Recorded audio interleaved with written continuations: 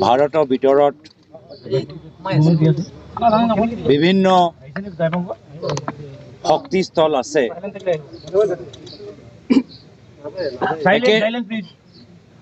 একেদৰে আমাৰ কংগ্ৰেছ দলৰ ভিতৰত শক্তিস্তম্ভ আছে। আৰু আজিৰ পৰা 30 বছৰ আগত যদি আমি যাওঁ, পিছলৈ যদি যাওঁ, তেতিয়াৰ পৰা বৰ্তমানলৈকে ভূপেন বৰা ডাঙৰীয়া, প্ৰাক্তন বিধায়ক, প্ৰাক্তন AICC ছেক্ৰেটাৰী, প্ৰাক্তন পাৰ্লিয়ামেণ্ট ছেক্ৰেটাৰী হোম, প্ৰাক্তন প্ৰদেশ কংগ্ৰেছৰ সভাপতি আৰু আজিৰ তাৰিখত আমাৰ দলৰ এগৰাকী জ্যেষ্ঠ নেতা। তেওঁ আমাৰ বাবে এটা শক্তিস্তম্ভ। আৰু আজিৰ তাৰিখত অসমৰ অপশক্তিৰ বিৰুদ্ধে মাত মাতাৰ ভিতৰত ভূপেন বৰা ডাঙৰীয়া এটা শক্তিশালী কণ্ঠ, যিজনক পৰিচয় দিব নালাগে যে তেওঁ অপশক্তিৰ বিৰুদ্ধে সংগ্ৰাম কৰোঁতে কিমান ঘাত প্ৰতিঘাত মাজত তেওঁ সকলোৰ লগত যুঁজিবলগীয়া হৈছে।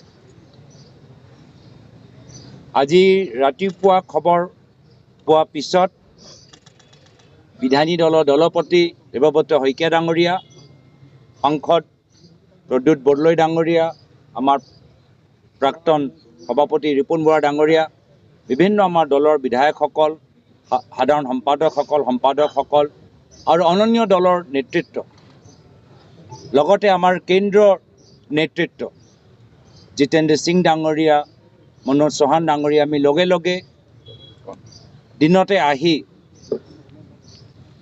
প্ৰায় আমি 3.5 ঘণ্টা আমি ভূপেন বৰা ডাঙৰীয়াৰ লগত আমি কথাখিনি পাতিছোঁ। আৰু জিতেন্দ্ৰ সিং ডাঙৰীয়া কোৱাৰ দৰে যে ভূপেন বৰা ডাঙৰীয়া হ'ল এগৰাকী ট্ৰু কংগ্ৰেছমেন, এগৰাকী সাহসী কংগ্ৰেছৰ নেতা, যিজনৰ DNA আমাৰ অসমীয়া সংস্কৃতি, অসমীয়া সভ্যতা আৰু কংগ্ৰেছৰ যি আইডিঅলজি সকলোকে একেলগে লৈ যোৱা, সেই তেখেতৰ DNAত আছে। হয় দলৰ স্বাৰ্থত বিভিন্ন চিন্তাধাৰা থাকিব পাৰে আৰু সকলোৱে দলৰ ভাল হোৱাটো বিচাৰে আৰু বৰ্তমানৰ অপশক্তিৰ বিৰুদ্ধে অসমৰ জনসাধাৰণক মুক্তি দিয়াবলৈ বিচাৰে। তো এই ক্ষেত্ৰত তেওঁলোকৰ পৰামৰ্শ, তেওঁলোকৰ ব্যক্তিগত অনুভৱ আমাৰ বাবে যথেষ্ট গুৰুত্বপূৰ্ণ।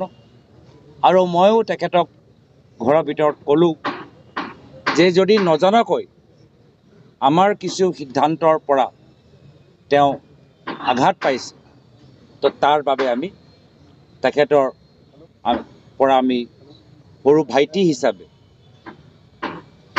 আমি এজন জ্যেষ্ঠ দাদাৰ পৰা আমি ক্ষমা বিচাৰিছোঁ। আৰু আমাৰ সকলৰ বাবে এয়া হ'ল এটা জটিল পৰিস্থিতি। আমিও শিকি আছোঁ, ষ্টেপ বাই ষ্টেপ, খোজ বাই খোজ আমি এটা খোজ লৈ আছোঁ। আৰু ক'ৰবাত নজনাকৈ যদি ক'ৰবাত আমাৰ ফালৰ পৰা তেখেতক আঘাত ক'ৰবাত দিয়া গৈছে বা তেওঁ ভাবিছে বা পাইছে, তো তাৰ বাবে আমি ক্ষমা বিচাৰি পৰৱৰ্তী দিনত যে আমি কেনেদৰে আমি মিলিজুলি তেখেতৰ যে ৰাজনৈতিক দৃষ্টি, তাৰ পৰা মাত্ৰ কংগ্ৰেছ দল নহয়, বিভিন্ন বিৰোধী দলবোৰ উপকৃত হয়, সবল হয়, শক্তিশালী হয়, তাৰ পৰা আমাৰ কামনা। আমি ভাল পালোঁ যে जितेंद्र सिंह जी ने विशेष रूप से आज भूपेन बोरा जी के साथ बातचीत की। जैसे कि उन्होंने कहा, राहुल गांधी जी के साथ भी इनकी बात हुई दिन में आदरणीय केशव वेणुगोपाल जी के साथ भी भूपेन बोरा जी की बात हुई है। तो हम सब में जो बेचैनी है और हम सब जो तहे दिल से भूपेन बोरा जी को हमने